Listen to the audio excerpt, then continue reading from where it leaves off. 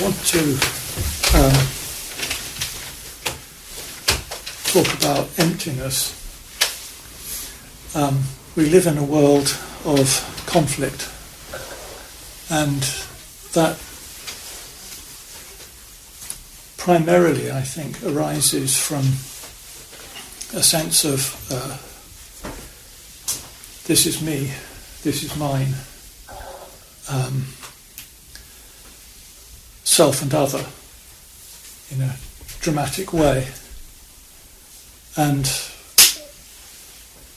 we live in a society, well, not just in the West, but certainly in our cultural, religious background, that understands religion and the place of being in a way that asserts being. The root is God, or something like that, the ultimate in some sense. And the ultimate is usually expressed in positive terms. One's relationship with God.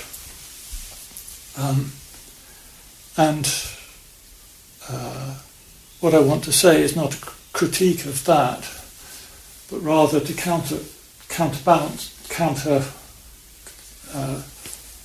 put together with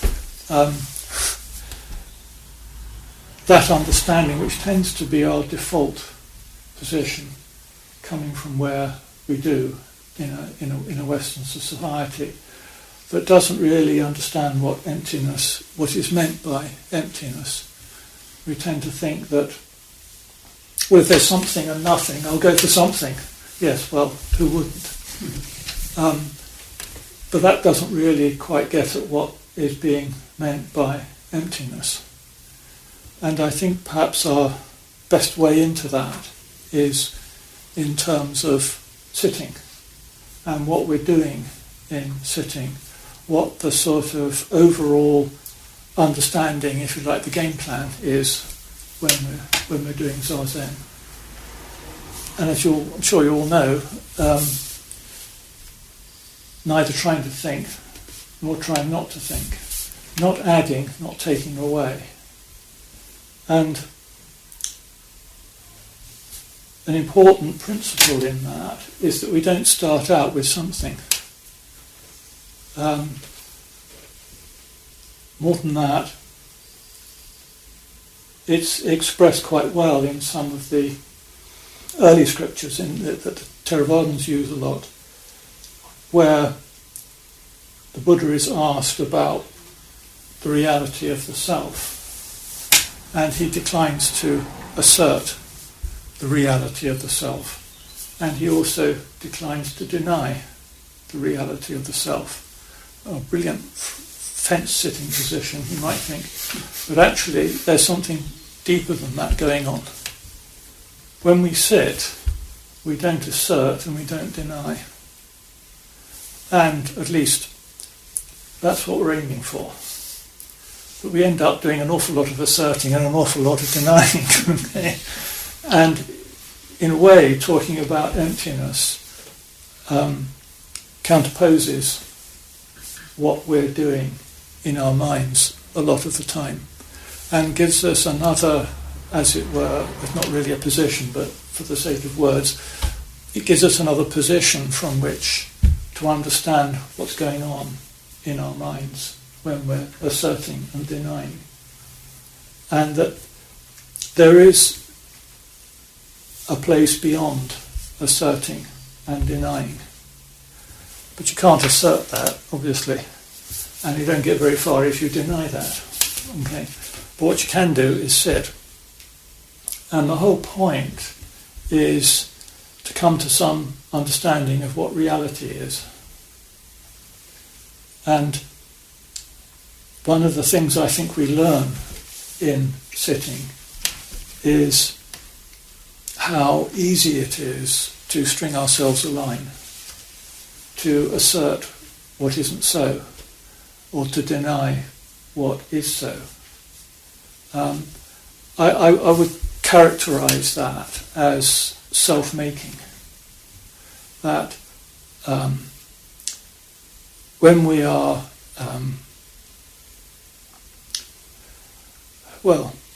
when fear and desire are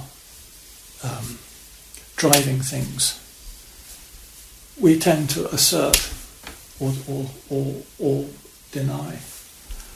We tend to, in doing that, as it were, project onto the world, onto ourselves, certain assumptions.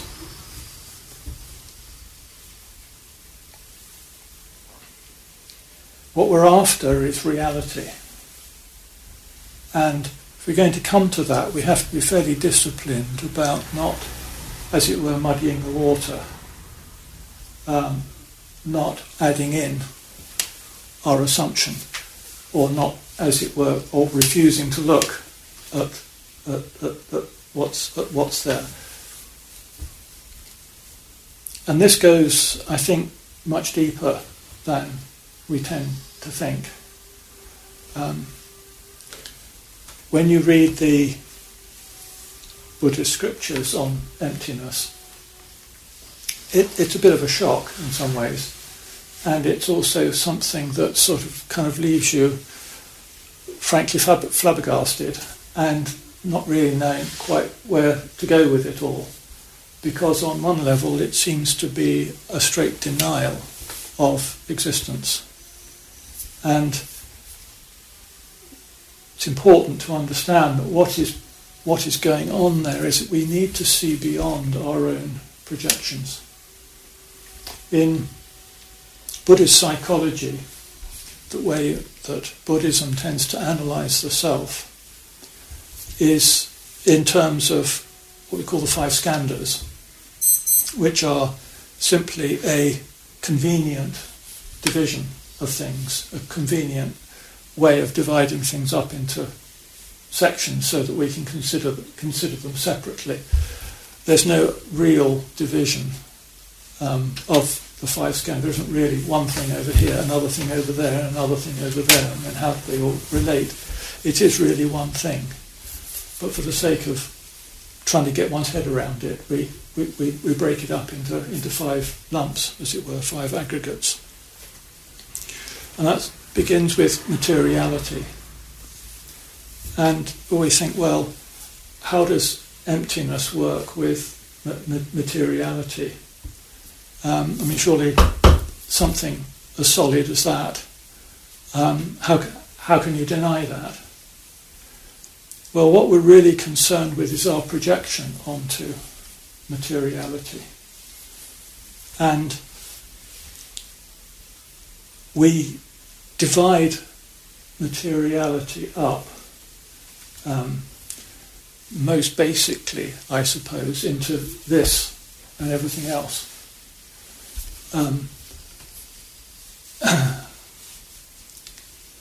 Science tells us a lot about the nature of materiality, that when you start to look, the more you look, the less you find, in one sense, the more insubstantial, from a sort of naive sense of materiality, it turns out to be.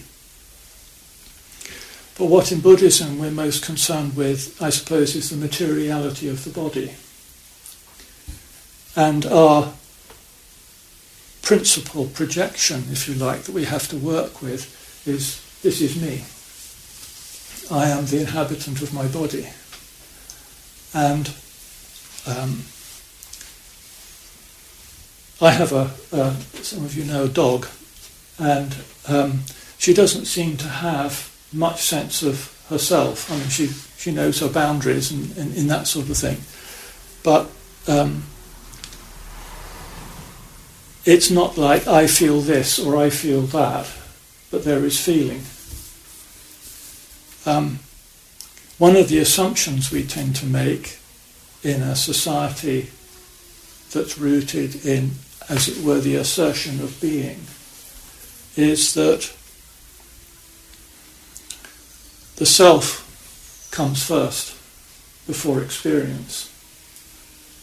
I come into being somehow, and then I experience. So the sense that I have of me is the basic ingredient, if you like, the starting point. I only sit, and if you don't project me into it, you see it's the other way around. Experience comes first. And then what happens with our experience creates a sense of self, who we are. That who we are is made up of what we experience. And Buddhism questions the way that we assume that there is, as it were, a starting point of me that sits behind experience. That experience happens to me. And when experience happens to me in a world of conflict, what other people do is they're doing to me. And that brings a frame of reference to bear on the conflict, that it's a fight for life. And that conflict may be, an academic conflict. It may be because someone's sitting in your seat. Trivial little things, but nevertheless they become a fight for life. Ridiculous. We seemingly overreact to small affronts. Well, actually, it's not so small, because when we haven't seen through this projection of ourselves, when we still think that I come first and my experiences happen to me, then it really is. It is a denial of the most fundamental aspect of your being, that someone sits in your seat. So no wonder you get upset about it. But that's kind of ridiculous. We know it's ridiculous, and yet we still get upset about it. It's something really important to learn how we can question that. How is it possible to move on from that identification? Well, I think in the sitting, what we can learn how to do is to recognize self-making. We can learn to recognize those movements of the mind that are the assertion of ourselves as the one who is the experiencer, the little one inside to whom everything happens. Now, it's important to understand here that we're not saying that things don't happen, or that if you don't have that sense of I that you defend, you're just a leaf in the wind, battered by whatever anybody else wants and everybody else's influence. I think what we have to understand is how emptiness actually functions. There's something that's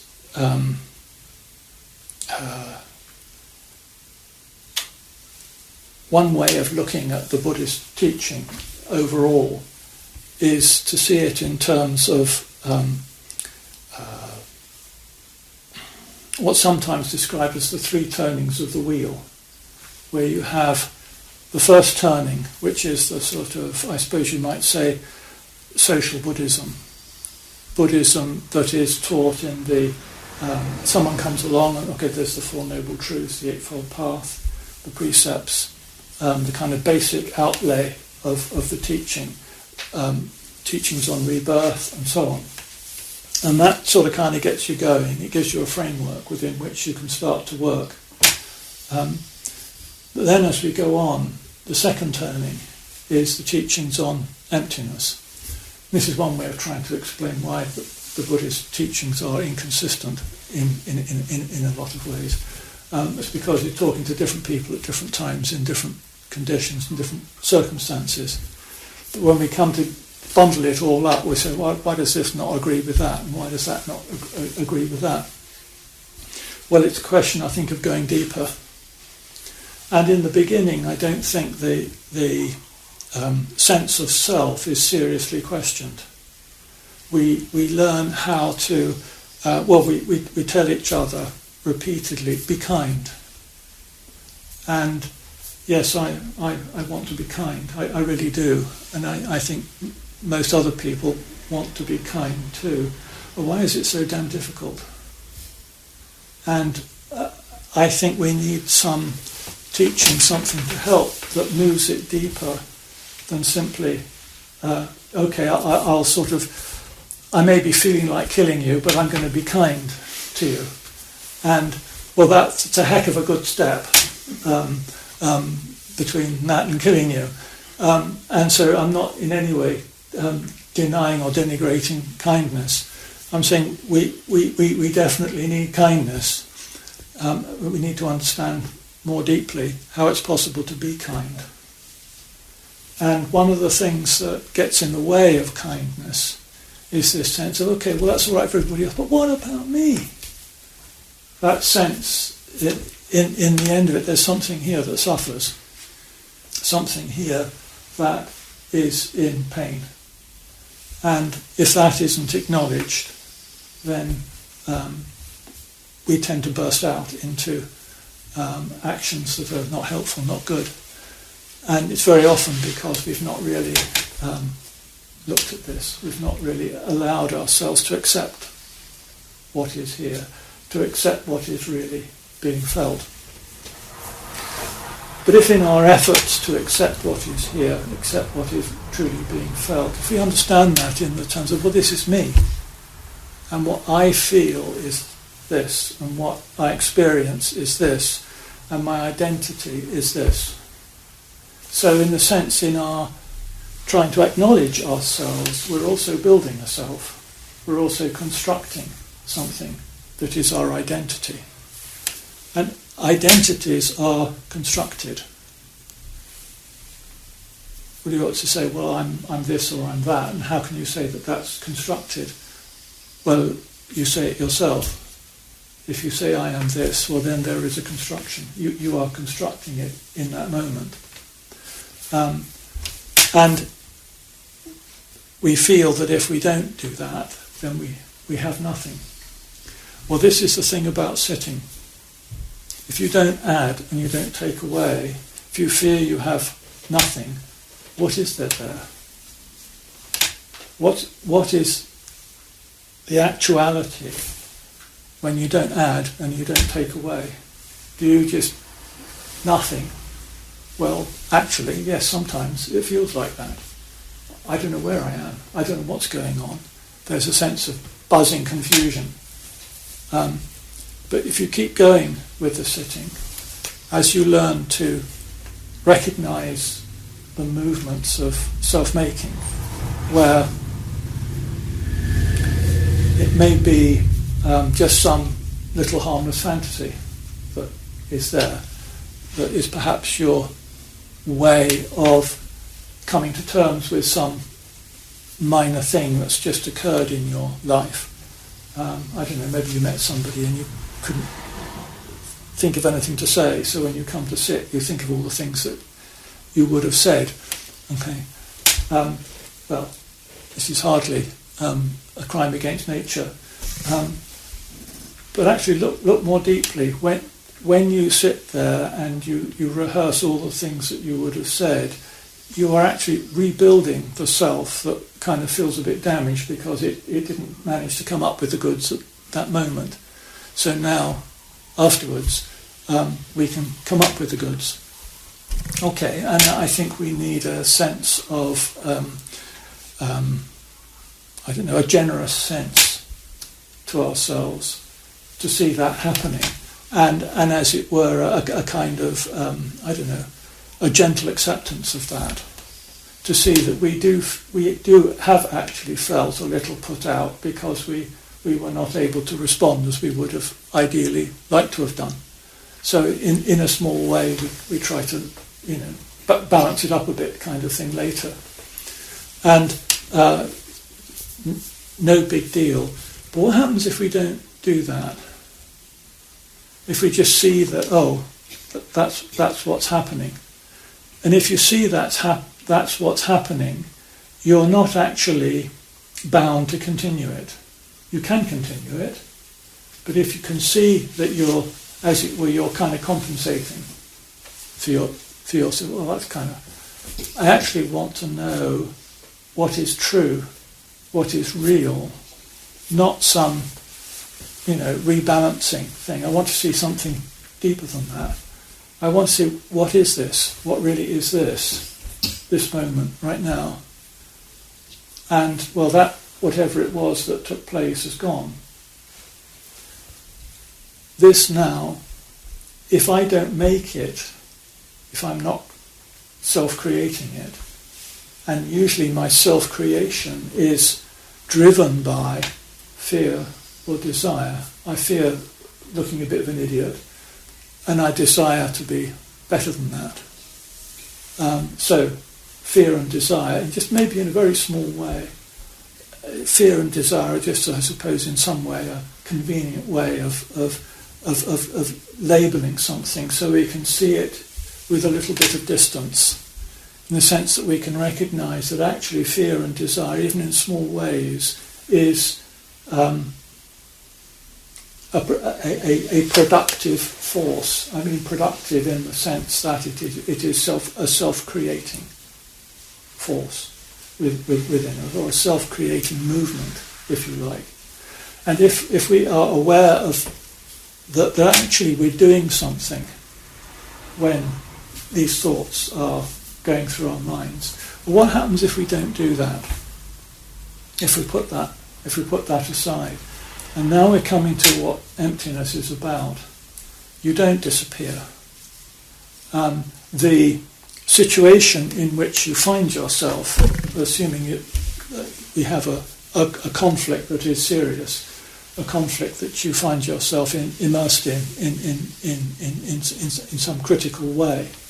Okay, you can sit, that's fine, and maybe you can let go of the self-making, but the conflict doesn't go away. So how does emptiness work? Well, what I think one tries to do is to sit within the conflict without making a self, but then exposed to the conditions that are present within the conflict. So what is it the conditions are showing? What is it the conditions are pointing to? In other words, what is it possible to be done here, to do here, that, as it were, the conditions are throwing up? That is, if you like, not driven by fear and desire. This gives us a different take, because we're not having to assert ourselves, and I think it's only possible not to assert ourselves when we have seen a little bit of what is at the heart of the sitting. I think we find that if you sit and you put some effort into that, you establish a practice, and every now and then maybe you have a day retreat, things of that kind. Something gets accustomed to being here, to sitting. You sit down and you put your hands in them, and it feels familiar. Something begins to settle within you. All right, there's maybe all sorts of stuff going on, but after a while you learn to, well, okay, but something can settle. Something can settle. And in that settling, when you're not adding or taking away, what is there? And that is an unanswerable question. The point of the question is not to answer it in the usual sense of what is it, well, it's that. Or what is it, it's this. It's not this, it's not that. It's the utterly ungraspable. Because if you're not asserting or you're not denying, it's ungraspable. But it's absolutely not nothing in the sense of, blank. And what does the situation call for? If you approach the situation from the standpoint of reality, or I should probably say as best you can come to of reality. You can never say, well, I am coming at this from the standpoint of reality, so you better listen to me. No. That sort of great blumph, grabbed hold of reality, stuffed it under my shirt, and there I am, now look at me. And it's tempting to do that, and I think religious people have done that many times over the centuries in Buddhism as well as anywhere else. You can't grab hold of this, but don't deny it. Not grasping on, not denying.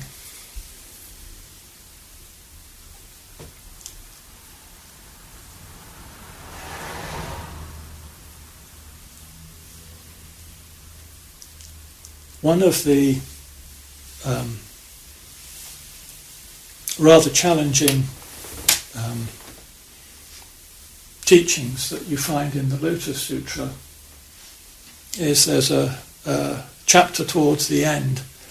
I think it's in one of the translations. It's called "Never Despise," and it's about this character who goes around telling everybody that they're a Buddha, and basically everybody gets so fed up with hearing this that they jump on him and do him in. And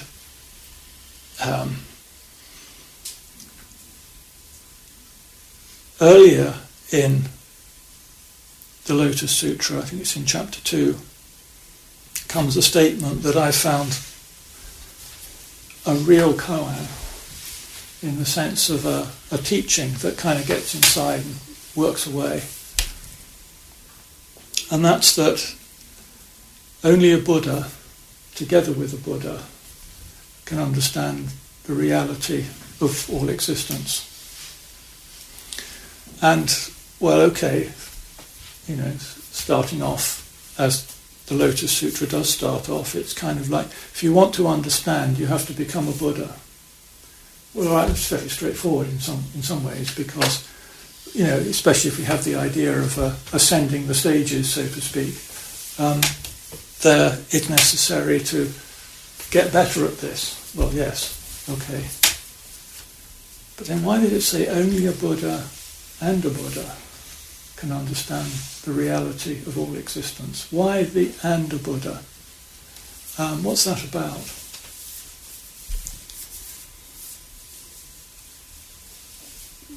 Another bit of teaching that I found very helpful is that when a Buddha looks at a sentient being, I don't know how anybody knows this, but never mind. When a Buddha looks at a sentient being, they only see another Buddha. Now, at first sight, this is sort of, kind of understand why that guy in the Lotus Sutra got done in. Because if you go around just sort of saying everybody's a Buddha and only a Buddha, it's sort of like putting on blinders in a way. It can seem like that, or maybe it's you're trying to project an ideal. Those projections work not only in negative ways but also in positive ways, and the point is not to project, whether it's positive or negative. And it's sort of like, oh, well, I need to see the good in the person. Well, yes, I mean, that's a really important thing and a really good thing, especially if you're a bit inclined to not see the good in people. So to deliberately try to see the good in people can be a healthy rebalancing. But again, we're trying to get at reality. And what I take this teaching to mean is that in reality, there isn't really anything other than a Buddha. And that's a bit hard to swallow. Look at Gaza, look at all the other conflicts, look at all the terrible things that go on in the world. How can you say that all that's really going on, the truth of things is really the Buddha. Well, when you are with someone and you don't project, one of the ways Dogen talks about this is when we're with someone and we don't consider their appearance, what do you find? And when you're with someone and you don't tell yourself what this person's like, you don't sort of, as it were, armour yourself. You don't go into the meeting, all kind of armour-plated and ready to go, and, I know what my position is and I'm going to defend my position. Well, you're not dealing with what's there at all. You're dealing with, something within yourself. If you don't do that, and I don't necessarily think that I could say that I always not do that. But what I aspire to doing is not doing that. And when I don't do that, I'm not saying actually that this person is a Buddha in the sense of Buddha and not Buddha. That we're dealing with a construction. If you have something that you say is a Buddha, then you must have something that isn't a Buddha. And you put not Buddha and Buddha in the mix, and your projection, your background that you're coming with is this person up to it? Are they of sufficient, depth and everything else? Do they qualify as being a Buddha? Well, that's not how a Buddha looks at a Buddha.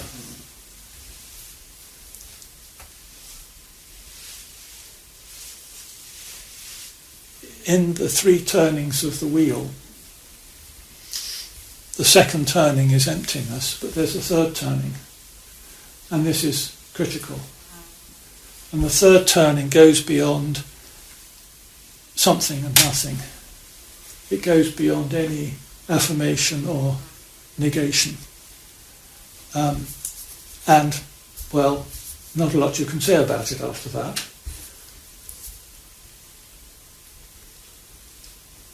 But it's us. It's what reality is. It's our own mental capacities, our own self, made by our experiences, that projects back onto the world divisions, Buddha or not Buddha. And if we approach someone not considering what they look like, what that really means is not making them Buddha or not Buddha. That isn't just allowing room for something outside of the conflict to happen. It's more than that. It's reality being reality, if you like. It is our not self-making. And not self-making means that there isn't really a kind of ultimate world and a relative world. Our ordinary world where there's all the stuff we have to deal with, and then we come and sit, and there's the ultimate world, and we, progress up to the ultimate world, and Nirvana's up here somewhere, and we're, scurrying around in Nirvana, in samsara, trying to sort ourselves out so that we kind of get there. Well, it's understandable that we see it that way, that we understand it that way. But what the sitting is pointing to, that when you're not making, when you're not adding, when you're not taking away, you're already sitting in nirvana. You may not believe that, and I wouldn't blame you if you didn't.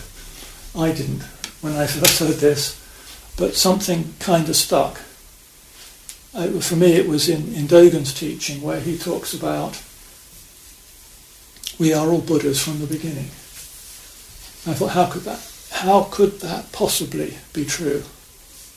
Well, if what we think is here is the constructed self, and that's all we know. Well, it's impossible. It's just nonsense. But if we're looking further than the constructed self, in other words, if we're letting the constructed self go, we're not grabbing onto something to replace it with, but it's allowing reality to be reality, then actually, when you meet another person, you meet a Buddha. But don't expect anything from that, in the sense that there isn't a deal going on here. You give this and you get that. It's letting this go, and in letting this go, you find something that is actually very strong, but it's nothing to do with you. And that puts a very different complexion on life and death. Because what is this that's dying? What is this that's getting old? Well, I think it's something that a given answer doesn't really help you.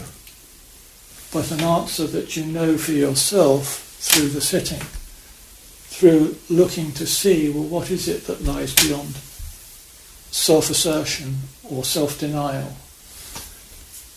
When you want to be kind, it's actually not about me being kind. It's, well, what does the conditions call for? Okay, the conditions call for, in the way Buddhism terms these things, compassion. It calls for compassion. In other words, what is the most helpful thing that can be given here? What is the most helpful thing that can be done? Or the most helpful thing that all of this that's here can conceive or see at this moment, without an assumption that that's, as it were, God's writ. It's just as best as I can see. This is what's good to do. So you do what the best you can. It's not about I am being kind. In a way, you leave kindness behind, and that's not quite what it sounds like. That kindness doesn't matter anymore. No, actually, you find a deeper kindness, because the deepest kindness is in the end is reality. Because when we talk about compassion, love, wisdom especially, it's never something that we can own. It's never something that we can do. We can let go of being the projected self. If you like, we can, I was going to say we can trust ourselves too, but it's more even than that. It's letting it all just dissolve, all go. And in letting it all go, it's very like dying. Because in dying, I think, what I hope is when it comes to that point, I can do that. I can let it all go. Only I'm not dying. I'm in the midst of life, and in the midst of life, there are all sorts of conditions that call from me something. You have families, people around you, all sorts of things going on that call for help, if you like, or maybe it's not sort of you need to help. It's just that life calls, life evolves, life goes on, and we are part of that. We can never stand apart from that, and as part of that, we find our life. Or put it this way, we find something that I don't even want to call my life, because I don't want to make that division, because in making I don't want to get in the way of Buddha recognizing Buddha. Okay, I think I'll push it on for a while. I'll stop there, but I want to throw it open to questions, and feel free to ask for anything, clarify anything, or whatever.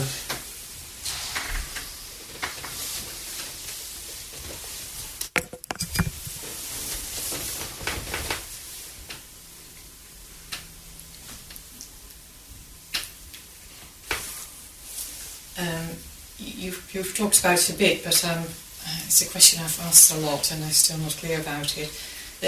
some teachers say you need to have a healthy self before you can let go of it. Mm-hmm. And for me that brings up this issue of what is psychological and what is spiritual, and you're not really supposed to use your meditation to solve psychological problems, if I'm right. But if you have them, yeah. Don't laugh. Sorry. And a lot of us do, I think. Yes. Where did they go? Okay. I think it's true that what I've been talking about today doesn't make a lot of sense at a certain under certain conditions. Say if somebody is in clinical depression, this is not what I will be coming out with. Not because I don't think it's true, but it's just not going to be helpful at that occasion. I suppose there's an equivalence here in that if someone's starving, well, feed them first. It's not much point, talking about the Dharma.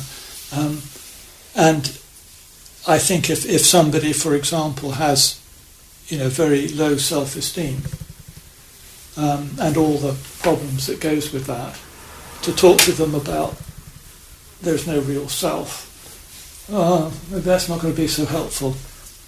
It needs a rather more nuanced and rather more skillful kind of understanding, because I think it does take a certain courage, more than that, a kind of sense of faith in oneself to be able to come to the point at which you're willing to let go in the sitting, so that you don't feel you have to create a self. And that's actually quite a long way in. I think for myself, I may sort of aspire to being at that point, but I find that sometimes I'm not at that point. And sometimes what I do is have a nice cup of coffee. Or a cream bun or something, or maybe watch some silly movie on the television or whatever. And in a way, what I'm doing there is sort of, I suppose, in a certain sense, saying, "Come on, calm down, it's all right." And I don't know that. Well, everybody I've known as a teacher does that sometimes. And I think this is something that isn't so different to what you might say is a psychological problem. It's a psychological problem. And, okay, yes, certainly there are degrees to it and ways in which it's sometimes wise to use certain means and other times it's wise to use other means. But now most of us are probably in a place where we're able to see something deeper that actually drives those psychological problems. And if we can begin to understand that, it gives us a whole other take on it all. I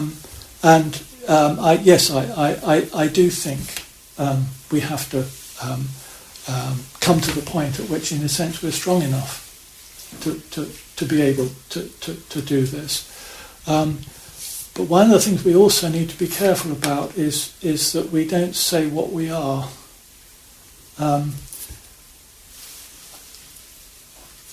Don't have the identity of somebody who needs to, as it were, deal with their psychological problems. I'm not denying that you may have psychological problems. I think that's probably true of everybody here. But it's very easy to have a kind of self-image of ourselves in a certain way. And in some ways there can be something a bit comforting about that. It's kind of, well, I don't have to expect too much of me. And then we get, well, personally anyway, I get frightened by about as it were, by the immensity of if I let go of the confined, of the sort of defined, where I think I know where I am. I mean, I don't, but that's the illusion that is created of knowing where I am. I've got my little world, and etc. This is containable. This is workable. Well, okay. This is what in the Lotus Sutra is called the magic city, where the teacher creates. Yes, it's described as the teacher. I don't think it's the teacher that does it at all, really. But the magic city is something that is generated to make life bearable while you're on the road. Okay, and then it's gone like that. And we have, this is one of the things this is what life shows us, especially if you live in a conflict zone. That this happens, all too viscerally and in some really terrible way. But even in our lives, one little thing happens and the whole world is different, and that can be so happen so quickly, and we have this sense of kind of like, well, this is me. Yes, well, notice how. That's the case, that we have this sort of identity, this sense of safety. And in a way, I think it's helpful to just bring that and just kind of sit in the middle of it. I think if we come with the idea, oh, no, I shouldn't be doing that, as soon as there's a movement towards self-making in the sitting, particularly these very subtle forms of self-making, if that's greeted with an instant judgment. Well, what's that judgment based on? And I shouldn't be like this. Well, no, we're trying to what's actually happening, not what you should be or shouldn't be, but what's actually happening. And so, in a way, how does that differ from seeing a Buddha? Because if you see a Buddha and you say, well, his ears are a bit long, aren't they? Or, he's a bit queer, or he talks like this in this accent or that accent, or maybe she's like this, maybe she's something else, and well, this is all us, isn't it? We're not really meeting a Buddha, but to meet a Buddha, that's this is Buddha too. It's Buddha meeting Buddha. And to come to that, well, we have a lot of shedding to do, in some senses. But then the Lotus Sutra says, only a Buddha together with a Buddha. That which we shed is Buddha too. Were it not, it couldn't possibly be a Buddha and a Buddha. And it's like there's if it was just a Buddha, would there be nothing? If you like, it was frozen. It would be, as it were, we would, assuming this is how it worked, we would rise up, someone would become Buddha, and then, they couldn't relate to anything. And if they related to something, well, then you're back in the world of dependent origination and all that goes with it. So how could that be the case? No, there's something even more stunning than that this can be Buddha and that is Buddha, is that even the things that appear not to be Buddha are Buddha. Now, okay, this is, but, the thing that always hits me is with anger. If you sit with anger, at first sight, anger, no. But as long as my reaction to anger is, no, I can't be angry, I never know what anger is. I never let myself feel this, know this, and actually see, at the very heart of it, what is it? Well, it's fear and desire. And what's really at the heart of fear and desire is a deep sadness. And if you sit right in the middle of that deep sadness, there's nothing that needs to be sad. There is no cause to be sad, not like that. There's the grief of the world in the way that the world is, yes, unquestionably. But at the heart of being, at the heart of what reality is, it's a Buddha and a Buddha. And because it's a Buddha and a Buddha, there's something going on here that we can never pin down, we can never bottle, we can never define. But if you like, it's that interaction that is the whole world. It's the whole of existence in that. And it is a Buddha and a Buddha. And it's really difficult. Because, we have to deal with all the psychological problems. And we don't sort of deal with the psychological problems and then you graduate to the spiritual ones. I think they're all the same thing. There's different degrees and different ways in which that they show itself, but it's really one thing. It's in the end, it's seeing through the fear and desire and realizing that we actually don't need to fear and we don't need to desire. This is actually, well, it is in the end a Buddha and a Buddha. But oh gosh, we've got a bit of getting there to do, still, speaking personally anyway. And still, it is a Buddha and a Buddha. And the fact that there's more work to do doesn't deny the Buddha. So in a way, yes, we need to put in effort, but we can also relax. There's something here that is sufficient. And that sufficiency is what I find is the truly sustaining. Because it's not sustaining me, if you see what I mean. It sustains. It is that Buddha and a Buddha. And in that Buddha and a Buddha there is reality. So I whittled on a bit, but to answer the question. Yeah. Anybody else? Yes, please. Yeah. Me? Yes. Yeah. It sounds to me as if deep sadness is like at the heart of being human or having a human personality.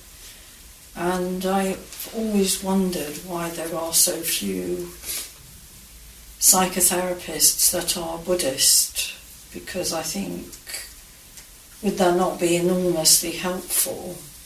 So as someone who has experienced psychotherapy and now is following a Buddhist path, I do find it very difficult because it's almost like you get to a certain point and then the sort of Buddhist way of thinking takes over but comes in, and it's almost like, yes, but well, it just needs somebody who's a Buddhist really to really push that psychotherapy path along.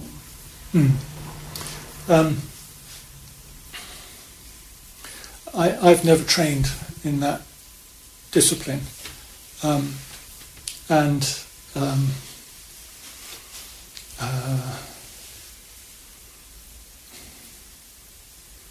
I think many of us come with, obviously we come with our background, and we have to work with how that background has been, because it has structured all sorts of things for us. And I think it's sort of, in a way, perhaps what we have to do is we have to kind of recognise that it doesn't really work to mix the two as we go on. Now, I think psychotherapy, from what I've seen, does some really marvellous work and it's really helpful. But it's not quite the same thing. And I have a friend of mine who is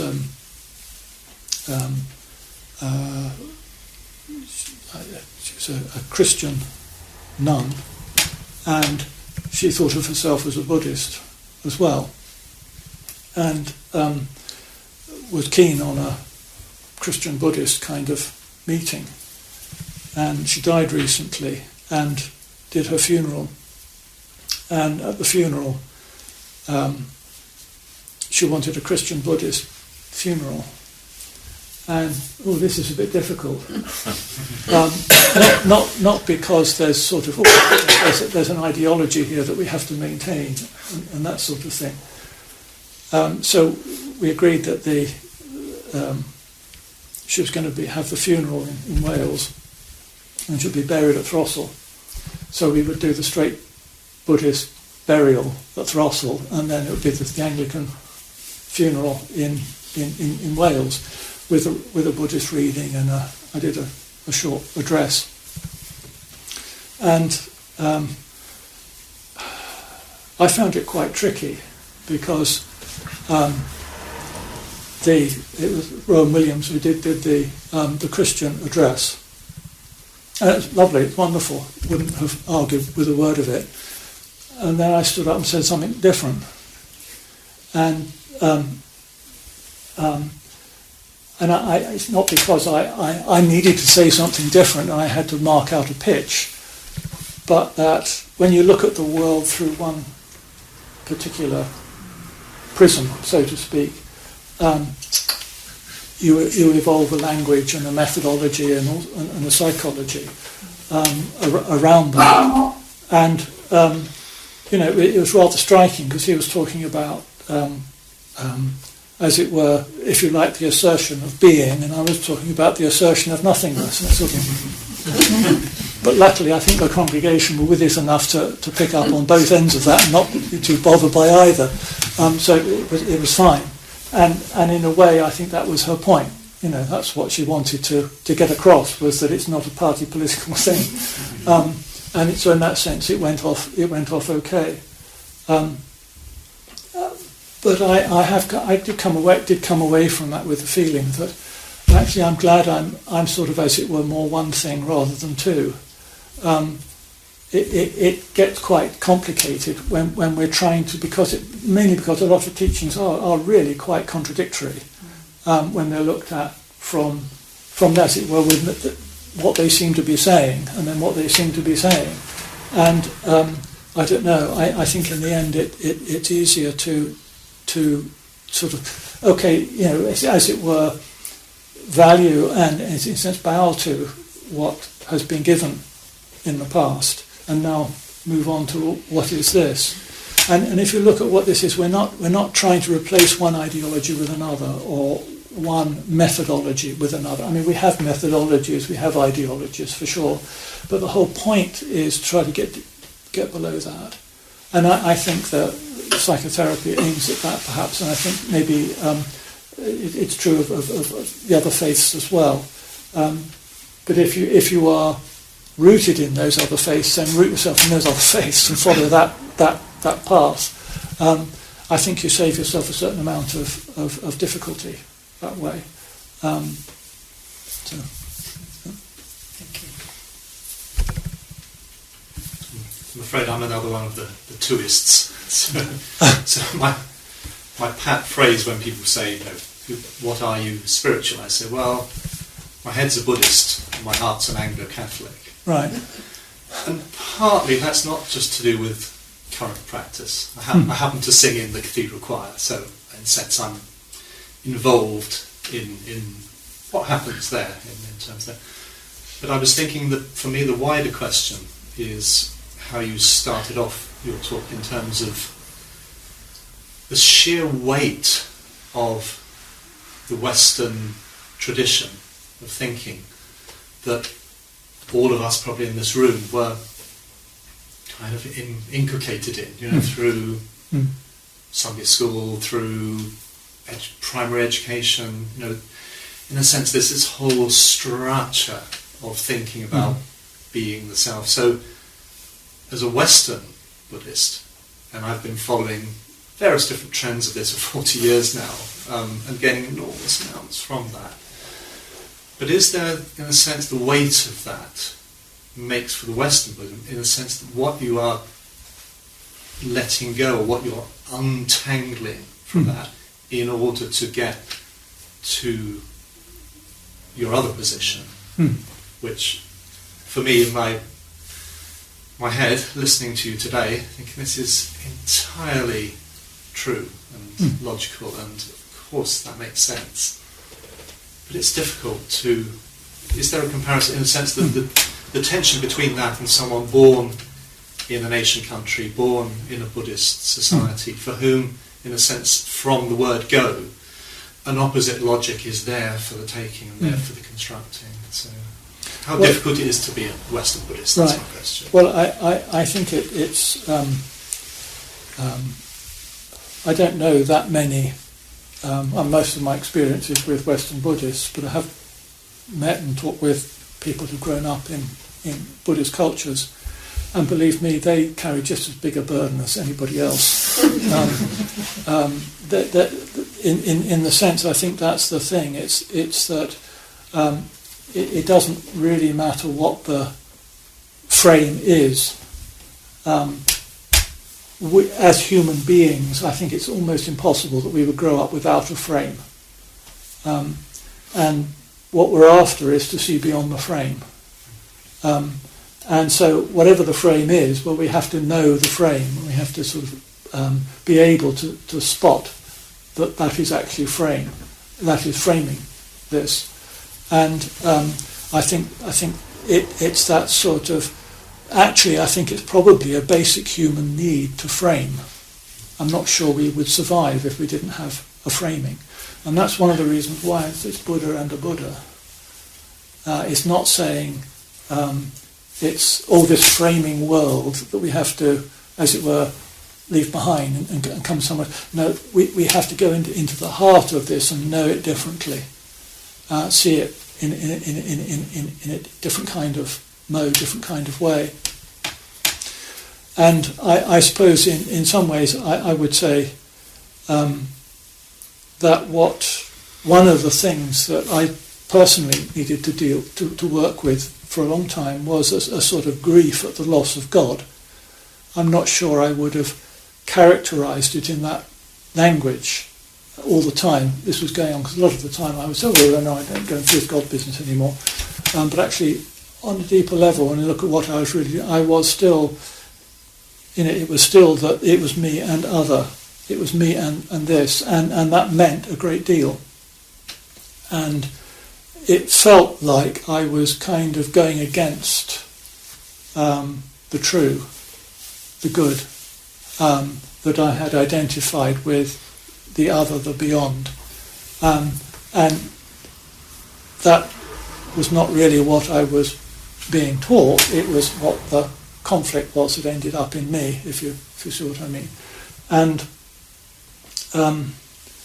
that stimulated quite a lot of difficulty over the years. And I think it's like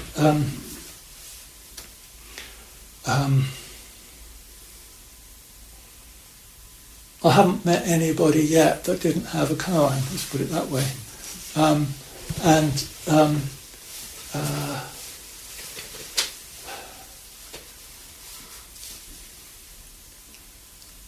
What's the point of comparison in the end? All right, so maybe that people grew up in the Buddhist country have got it easier. Well, that doesn't do you any good at all, is it? And it's the same with anything else. Comparison really doesn't get you anywhere. And to see that, well, okay, that may seem kind of unfair. And I think that's a tricky one. I'm not putting this on you. I'm sort of carrying on from that point. What's fair? What's unfair? Or what are you actually dealing with? What do these conditions call forth? What can be done here? What is possible here? Work with that, and in a sense, leave the comparisons aside. Because it's one of the things when you meet somebody and don't consider what they look like, you actually have to apply that inwardly. In other words, that what I look like is, if you like, the result of quite a lot of fairness and some unfairness here and there, as would be true of any life. And so, if I'm trying to sort of deal with it by coming to an ultimate fairness, I think I'm barking up the wrong tree. That's not to say that in our life we shouldn't try to be fair, just as we should try to be kind, we should try to be fair, we should try to be compassionate, we should try to be all these things. But where do all those things come from? Well, they come from the fact that in the end there's not two. And that not two is marvellously dynamic. It's Buddha together with Buddha. And there's a dynamism of that. And that dynamism, you could say, I mean, this is stretching it a bit, but you could say that dynamism is compassion. That compassion is not mine, yours, or anyone else's. It's something that is integral to the nature of reality. And so, okay, well, whether I've been treated fairly or not fairly, I'm going to get closer to that if I can just park that one. Leave it to the side and deal with what's actually here present, and then you've got a way forward. And there's something about how in our society we deal with great loss and unfairness by campaigning. You you start a charity and campaign to make sure that this, whatever it is, doesn't happen again, or minimises the chances of this happening again. And in a way, that there's something admirable in that. I mean, it's at least a response that's trying to do some good in the world. But also look a bit more deeply. If what you're trying to do is to make it better within those terminologies, what happens if you can't really make it better at the moment? Oh God, where are you then? There's a sort of despair. It's kind of like you're investing your whole being in achieving some outcome, which actually probably you have defined as to what the good is that you hope to achieve. And well, there's something undeniably good about that. But also, does it really go far enough? Do we understand deeply enough? And probably not, because it's not actually getting at the heart of the pain. It's trying to deal with the pain, the heart of the pain, by, as it were, compensating, by having some more good on the other scale, by trying to sort of have something a bit more there. Well, yes, that's an awful lot better than just sitting and drinking or something, or just going into despair.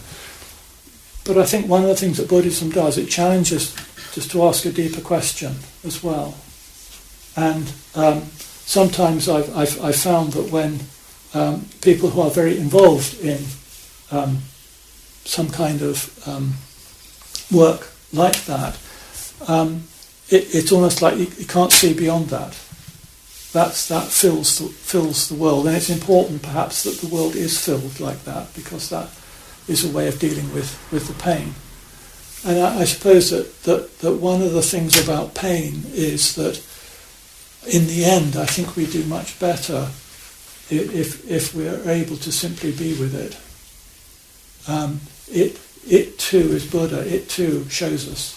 It too can reveal things, and yes, of course, it's hard, and if you like, it's unfair.